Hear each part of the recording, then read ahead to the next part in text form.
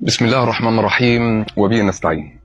ولادي وبناتي الأعزاء في جميع محافظات جمهورية مصر العربية، طبعا تعمدت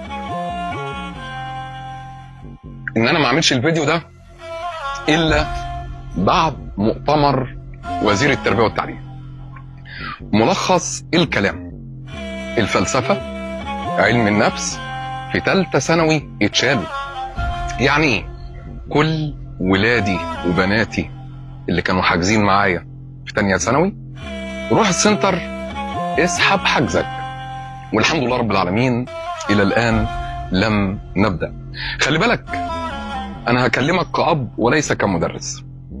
مصلحتي ان انا ابقى زعلان ان المادتين اتلغوا، بس كأب الحمد لله رب العالمين ان هم اتلغوا. وفر عليك انت وعلى ولي الامر حمل مادي، مادتين في الاسبوع، زائد ان وفر عليك بدل ما تذاكر 7 مواد هتذاكر 5 مواد. يا رب تستغلوا الفرصة. طب انت وضعك ايه يا مستر؟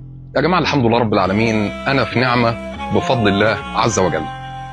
انا قاعد زي ما انت شايف مستمتع بحياتي واحمد ربنا عز وجل. ربنا انعم عليا، عندي مدارس انترناشونال، وزائد المدارس الانترناشونال انا متواجد في الشغل بتاعي برضو مدرس فلسفة وعلم نفس. يا مستر مش هتعمل زي باقي المدرسين يقول لك ادور على مادة تانية؟ مادة تانية هي يا ابني؟ هي العملية ايه؟ ان احنا بنبيع لفت؟ انا في الاساس مدرس فلسفة وعلم نفس.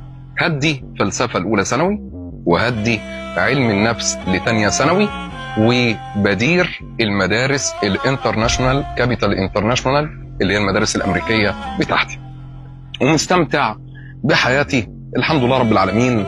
العمر تعبنا فيه كتير وربنا سبحانه وتعالى ادانا اكتر من حقنا، وانت ربنا يوفقك. طلاب ثالثه ثانوي انا معاك باستمرار، احتجت حاجه في اي وقت هتلاقيني اب وليس مدرس متواجد معك. ربنا يوفقكم واستمتعوا بقى باخر يومين في الاجازه، وكلوا مانجا وربنا معاكم. السلام عليكم.